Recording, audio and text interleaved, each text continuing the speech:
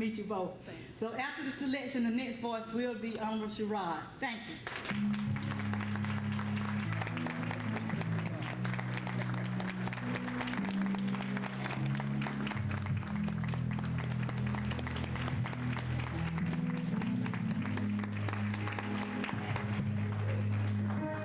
Good evening. Good evening. Olivia, I want to thank you for those kind words. You know, it's been a pleasure working with her over the last 10 years. I've missed the work. I had to move on to some other work, and I'll talk to you more about that. To the president of the NAACP here and the board of directors and members and all others here, it is indeed a pleasure for me to be with you this evening.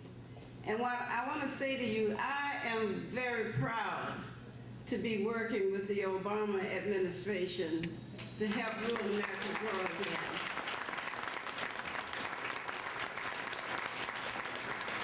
I want to do all I can to help rural communities such as yours to be a place where we can have a quality life and a comfortable life for our families and our friends.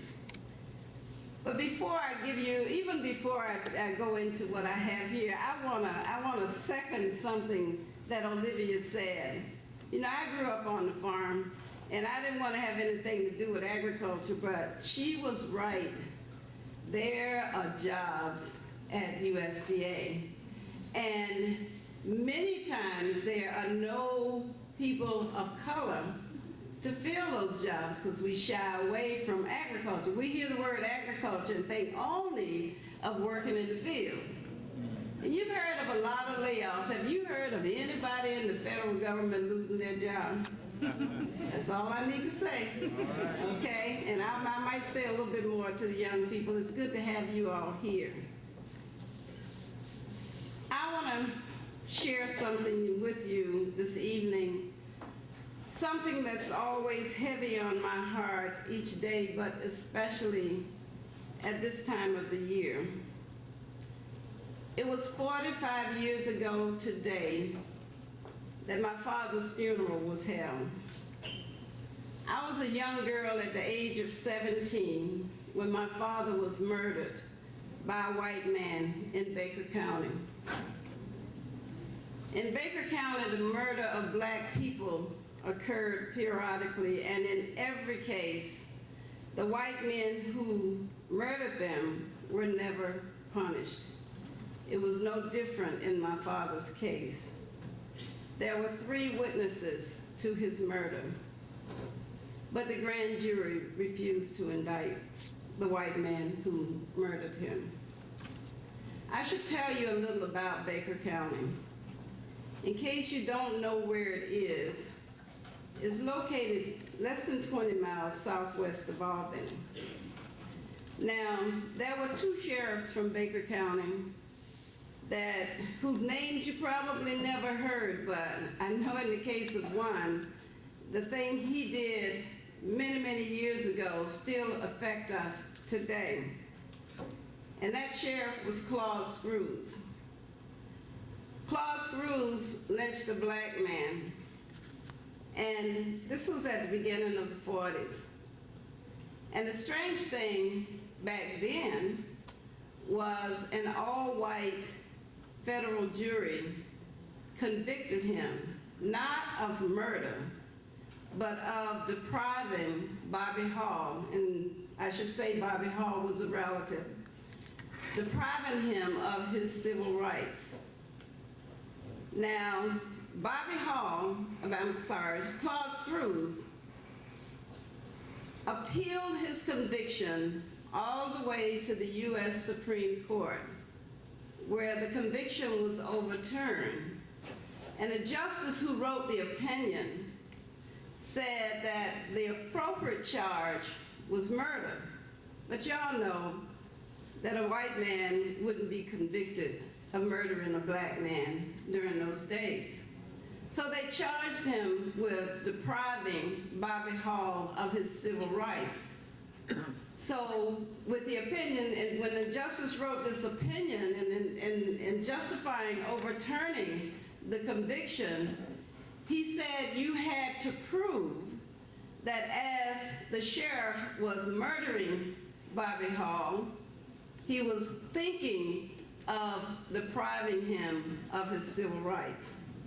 That's where the whole issue of proving intent came from, and you heard it a lot. It was used a lot during the civil rights movement, but you also heard it a lot when Rodney King was beaten out in California. Y'all might remember that. They kept saying you had to prove intent, and that came from Screws versus the U.S. government. I'm told that that case is studied by every law student, and usually when we have people coming into Southwest Georgia and wanting to take some tours of things where some events happened during the civil rights movement, I usually take them to the courthouse in Newton to show where Bobby Hall's body was displayed. During my years of growing up, the sheriff was L. Warren Johnson.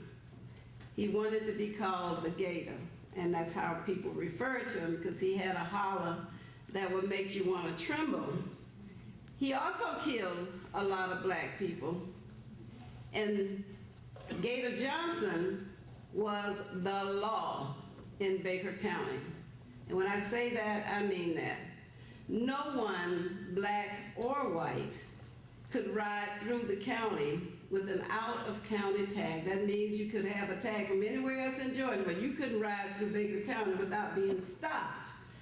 And the Atlanta Constitution reported at one point that his take on the road was at least $150,000 a year, and that was during the 60s.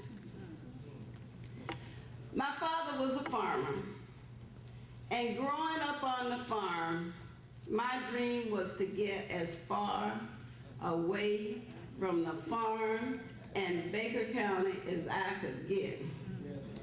And picking cotton, picking cucumbers, shaking peanuts for a little while before they, the older folk know what I'm talking about, when you had to shake them and take them up to the pole and put them around that, doing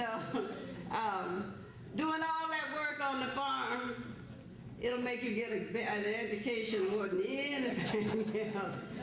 But I didn't want to just get an education. I wanted to leave the farm and Baker County. Life was, the older folk know what I'm talking about, the segregation and the discrimination and the racist acts that we had to endure during those years made you just want to leave. And we used to have people who leave and go north. Y'all know how they come back talking and they come back looking. I learned later that some of those cars they drove home were rented.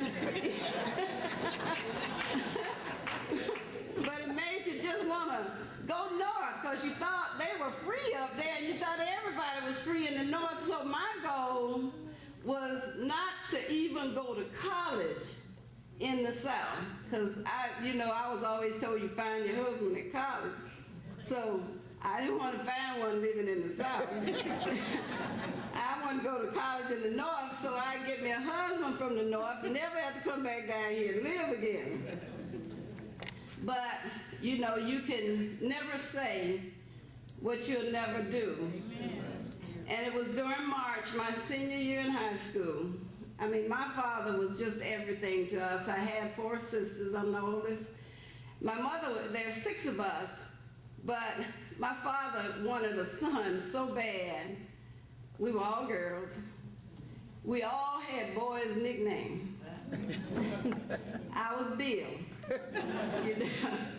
Now, he loved his girls, but he wanted a son so bad that when my youngest sister was 8, he convinced my mother to try one more time for this boy.